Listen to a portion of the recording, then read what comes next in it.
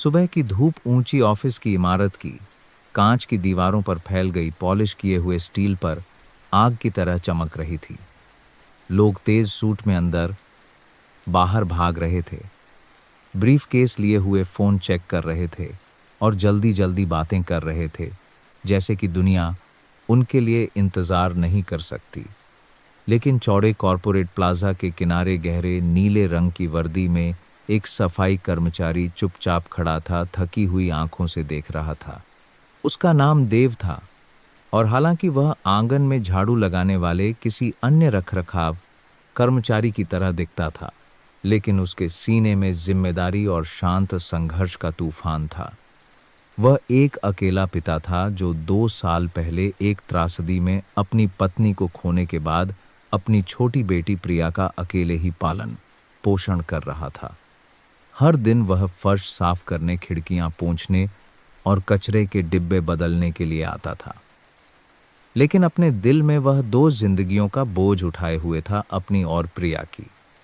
वह सुबह सामान्य लग रही थी, लगभग बहुत ही सामान्य, जब तक कि ऐसा नहीं हुआ, क्योंकि कुछ ही सेकंड में सब कुछ बदलने वाला था।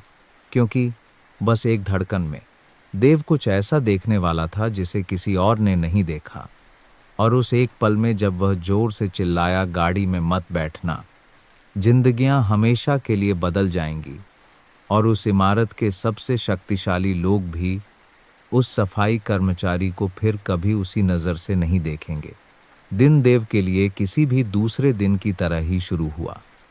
वह शहर के एक शांत हिस्से में अपने छोटे से किराए के अपार्टमेंट में सुबह होने से पहले जाग गया।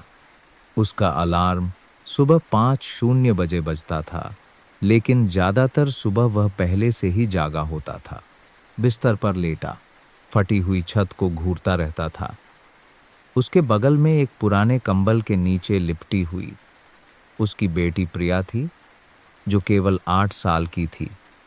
उसके बाल बिखरे हुए थे, उसके छोटे हाथ एक भरवां भालू के चारों ओर लिपटे हुए थे, जिसने बेहतर दिन देखे थे। उसने धीरे से उसके माथे को चूमा, ऐसे वादे फुसफुसाए जिन्हें वह पूरा करने के बारे में निश्चित नहीं था। वादे कि उसका भविष्य बेहतर होगा, कि वह उसे मुस्कुराने के लिए अपनी पूरी ताकत लगा देगा, कि चाहे कितनी भी मुश्किलें क्यों न हों, वह हार नहीं मानेगा।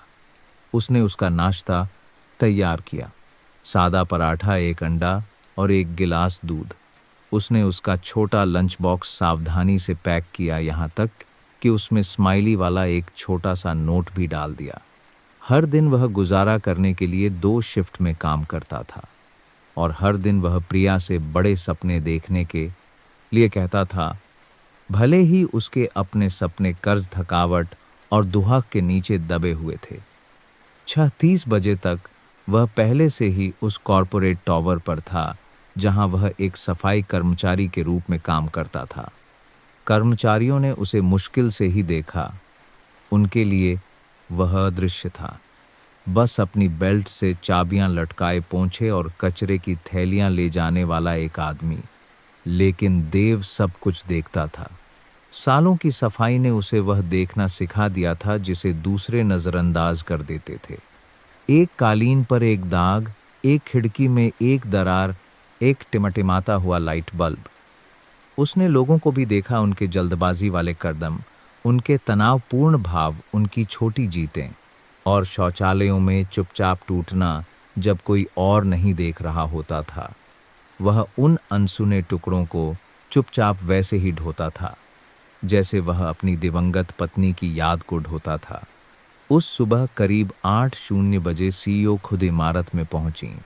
उनका नाम श्रीमती अंजलि शर्मा था, जो 30 के दशक की शुरुआत में एक महिला थीं, जो बिजली की तरह रैंकों में ऊपर उठी थीं।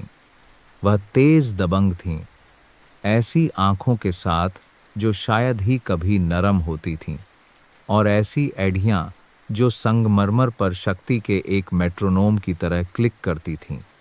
ज्यादातर के लिए वह अछूत थीं, महत्वाकांक्षा और सफलता का एक प्रतीक। देव के लिए वह बस एक और व्यक्ति थीं, जिनकी वह सफाई करता था। हालांकि वह चुपके से उस आकार की कंपनी का नेतृत्व करने की उनकी क्षमता की प्रशंसा करता था। फिर भी उनकी दुनियाएं आकाश गंगाओं की तरह अलग थीं, या कम से कम ऐसा ही वह सोचता था। जैसे ही वह उस सुबह बाद में इमारत से बाहर निकली, किनारे के पास खड़ी अपनी चिकनी काली कार की ओर बढ़ रही थी, देव का ध्यान तेज हो गया। कुछ ठीक नहीं था। उसने हमेशा अपनी प्रवृत्ति पर भरोसा किया था। उन्होंने उसे कठिनाई के माध्यम से, अकेले एक बच्चे की परवरिश के माध्यम से, ऐसी दुनिया में नेविगेट करने के माध्यम से जीवित रखा था जो अक्सर उसके जैसे लोगों को नज़रअंदाज कर देती थी। और अब वे प्रवृत्तियां चिल्ला रही थीं। कार इसके बारे में कुछ था। पहली नज़र में यह ठीक लग रहा था। पॉलिश किया हुआ काला धूप के नीचे चमक रहा था। लेकिन देव की तेज आंखों ने वह पकड़ लिया जो दूसरों ने नहीं देखा। ड्राइवर की तरफ के दरवाजे के नीचे से एक हल्का तार फिसल रहा था जो लगभग छाया में छिपा हुआ था। उसने यह भी देखा कि ड्राइवर सामान्य कंपनी का ड्राइवर नहीं था। यह एक अलग आदमी था जो सख्त बैठा था। आंखें घबराहट से अंजलि की ओर झपक रही थीं। जैसे ही वह पास आई, देव का दिल धड़कने लगा। उसका दिमाग उन सभी देर रात के क्राइम शो में वापस चला गया जो उसने देखे थे। कॉरपोरेट तोड़ फोड़ बदला या इससे भी बदतर के बारे में सभी समाचार रिपोर्टें। यह सिर्फ एक गलती नहीं थी, यह सामान्य नहीं था। कुछ भयानक इंतजार कर रहा था और इसलिए डर ने उसके गले को जकड़ लिया। लेकिन हिम्मत ने उसे आगे बढ़ने के लिए मजबूर किया। देव ने अपने हाथ में झाड़ू गिरा दी और भागा। उसके जूते फुटपाथ से टकराए और उसकी आवाज़ शांत सुबह की हवा को एक सायरन की तरह चीर गई। गाड़ी में मत बैठना। अंजलि जम गई। पूरा आंगन भी जम गया लगता था। अधिकारियों ने अपने सिर घुमाए। सुरक्षा गार्ड चौंक गए। एक पल के लिए कोई नहीं समझा यह कौन सफाई कर्मचारी था जो उनके सीईओ पर चिल्लाए। उसकी हिम्मत कैसे हुई? लेकिन देव का हाथ उठा हुआ था।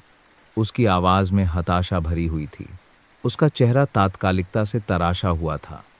सेकंड बाद अंजलि को एहसास हुआ कि क्योंकि जैसे ही वह रुकी, उसका हाथ कार के हैंडल के ऊपर मोड़रा रहा था। वाहन के नीचे से एक छोटी धातु की क्लिक की आवाज़ आई। एक ऐसी आवाज़ जो ज़्यादातर लोगों के लिए बहुत सूक्ष्म थी, लेकिन देव की चीख के बाद उस घातक शांति में यह अचूक थी।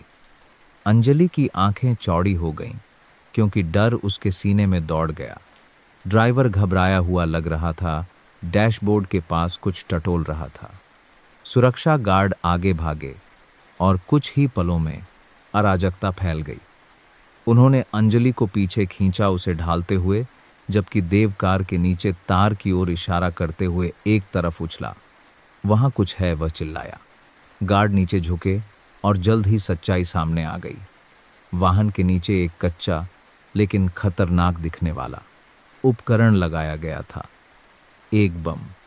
सीईओ की चिकनी काली कार को विस्फोट करने के लिए तैयार किया गया था। अगर देव ने इसे नहीं देखा होता, अगर उसने वह दरवाज़ा खोला होता, अगर उसने अंदर कदम रखा होता, तो सब कुछ आग और छर्रों में समाप्त हो जाता। उन दिल दहला देने वाले सेकंड में अंजलि का जीवन और पूरी कंपनी का भविष्य बच गया। किसी अन्य कार्यकारी द्वारा नहीं, सुरक्षा द्वारा नहीं, किसी बोर्ड सदस्य द्वारा नहीं, बल्कि एक सफाई कर्मचारी द्वारा, एक अकेले पिता द्वारा जो फर्श साफ करता था और कचरे के डिब्बे खाली करता था।